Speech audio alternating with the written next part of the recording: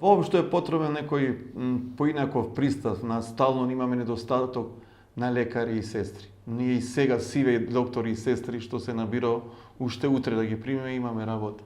Имаме работа нормално за медицински персонал.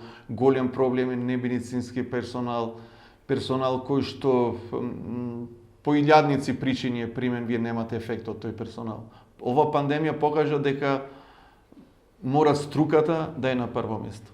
Значи, ова пандемија не научи дека стручноста и знаењето мора да е на прво место. Струката мора да ја води болницата.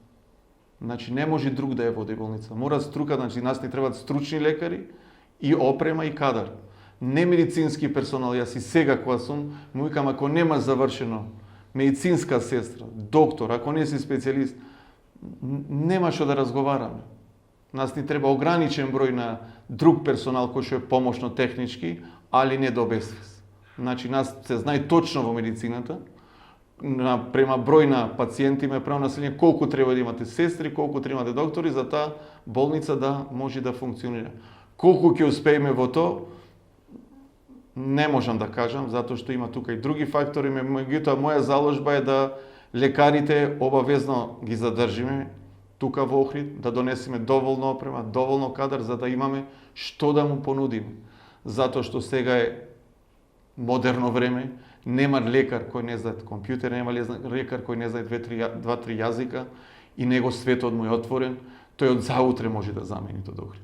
И ќе најди одма работа. Ако е квалитетен, одма ќе најди работа. Што е тоа што може да ги задржи докторите, медицинскиот персонал воопшто тука кај нас? И што е тоа што треба да направи општеството за да ги задржи тие доктори? Па, општеството прво мора да направи да имаме примање на квалитетен кадар, да немаме притисок од политичките партии со примање на друг кадар кој што е немедицински кадар, значи докторите, сестри да се примат некоја комисија кој што апсолутно по стручност и знаење ќе ги прима лекарите и тој медицински кадар, мора опрема да имаме дефинитивно. Значи вие можете кај нас дошле доса стварно млади деца од Охрид да му се поклониш на десетките, кои што завршиле во државен факултет со Скопје со 9.3, 9.4, 9.5. Тие луѓе треба одма да ги примеме. Ние нема што да разговараме дали треба дозвола од не знам од кого. Тој човек треба да е на болница кај нас вработен. Дали е тој од СДС, од ВМРО, од ДУИ, дали е жолт, бел, кинез, дали мене не ме интересира. Тој со 9, нешто просек од утре треба да се прими, од заутре треба да е на специализација и нормално адекватно да се плати за да остане тука. Моментално потребата од квалитетен медицински кадар, не само во Македонија, во цел свет е огромна. Ние мора да вадиме квалитетен кадар, тоа треба да го прават факултетите, меѓутоа и самите базични болници да имаат доволно луѓе кои што може да едуцираат за тој кадар да остане.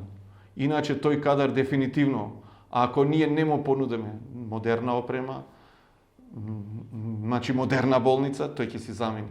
Колку ве оптоварува немедицинскиот персонал сега? Па многу. Дефинитивно не оптоварува многу. Немедицински персонал, нас не треба квалитетен кадар, медицински кадар.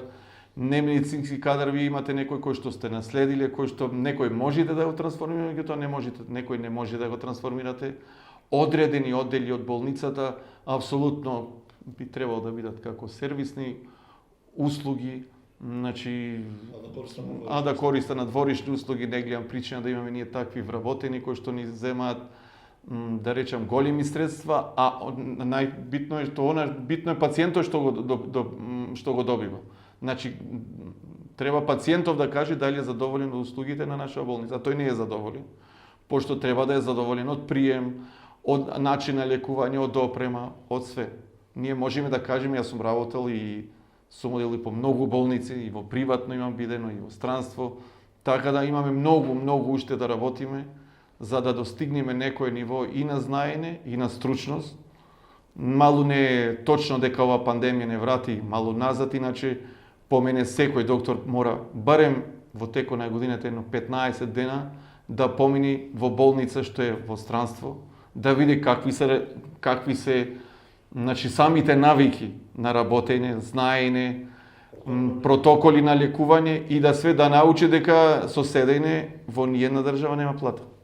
Значи, медицината е аскетска наука. Значи, кој сака да биде доктор, јас и на младите му кажам, ако сакаш да бидеш хирург, од утре нема кафани, нема шетајне, и ќе се занимаваш со спорт, ќе си легнуваш во 10 и отсавајле книгата и в сала, нема друго да те интересира наредните 12 години. Значи, самото завршување на медицински факултет во суштина значи дека вие добивате едно ливче со базично знаење. После тоа е макотрпен патот, специјализации, едукации. Секоја година вие ако не одите по еден месец, ако не се едуцирате, ако не одите на, не знам, на 3-4 конгреси, то нема ништо да знаете да работите.